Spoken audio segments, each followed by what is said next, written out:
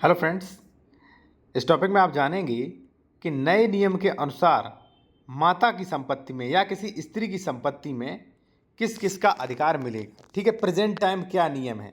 ठीक है, तो जान लीजिए। देखिए काफ़ी ज़्यादा भ्रांतियां हैं, लोगों को जानकारी नहीं होती है। ठीक है, और देखिए अगर आप कोई कानूनी सलाह लेना चाहें तो कॉन्टैक्ट नंबर वीडियो की डिस्क्रिप्शन में हमारा मेंशन किया गया है। ठीक है, सबसे पहले एक चीज़ मैं आपको बता दूं कि अगर कोई माता एक्सपायर होती है, माँ या कोई भी स्त्री, तो ऐसी कंडीशन में उसके नाम जो भी प्रॉपर्टी है उसके पुत्र को मिलेगी।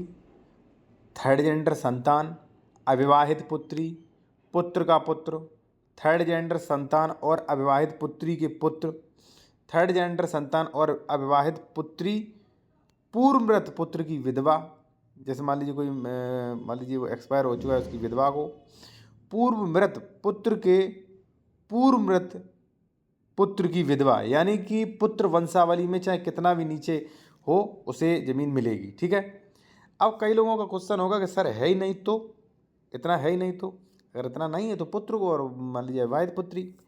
ठीक है, अगर ये लोग नहीं हैं तो प्रॉपर्टी मिलेगी उसके पति को। ठीक है, पति को, या उसका कोई थर्ड जेंडर पति या पत्नी हो। भाई आजकल तो भाई 377 हट चुका है, तो भाई क्या है, तो वो दोनों मेंशन कर दिया गया। उसके बाद विवाहित पुत्री का अधिकार नंबर आ जाता है। उसके बाद पुत्र का पुत्र, थर्ड जेंडर संतान या अविवाहित पुत्री, ध्यान रहे पुत्री का पुत्र या थर्ड जेंडर संतान या अविवाहित पुत्री। उसके बाद नंबर आता है उसके पिता का, उसके बाद आता है नंबर उसकी विधवा माता का।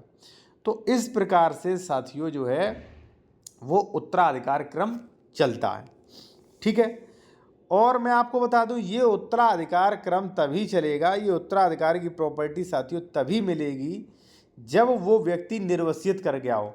मान लीजिए आपकी माता जी थी, ठीक है, तो आपकी माता ने दो पुत्र थे, ए और बी, उन्होंने बी के नाम वसीयती कर दी हो, दान कर दिया हो, तो प्रॉपर्टी इनमें से किसी को नहीं मिलेगी, उसको मिलेगी जिन्होंने वसीयत कर दी, इनके पक्ष में वसीयत की गई उसे प्रॉपर्टी मिलेगी।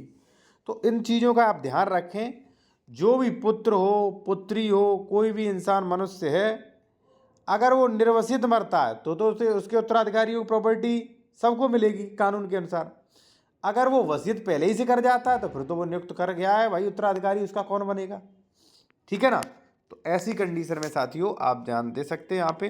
और देखिए अगर आप कोई भी कानूनी सलाह लेना चाह रहे हैं, कोई डॉक्यूमेंट चेक करवाना चाह रहे हैं, कोई आप पीडीएफ लेना चाह रहे हैं, तो हमारा कॉन्टैक्ट नंबर वीडियो की डिस्क्रिप्शन में मिल जाएगा। व्हाट्सएप पे मैसेज करें, आपको फीस बता दी जाएगी, फीस जमा करके बात हो जाएगी। ठीक है जी।